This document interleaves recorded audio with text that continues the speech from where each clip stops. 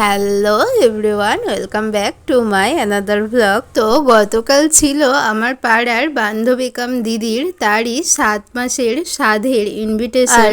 এই যে তোমরা দেখতেই পাচ্ছ আমি কিন্তু অলমোস্ট রেডি, আর এদিকে আমার মাও রেডি হয়ে গেছিল।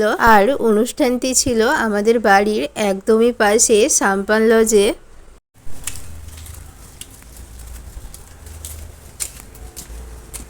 আর এই যে আমরা চলেও এসেছি অনুষ্ঠান বাড়িতে।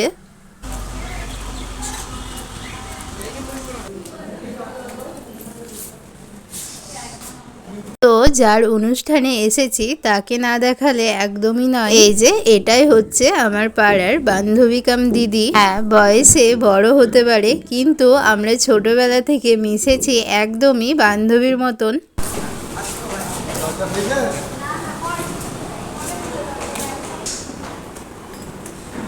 তো ওর সাথে দেখা সাক্ষাৎ করে তারপরে এসে বসে গেছিলাম আমরা খেতে।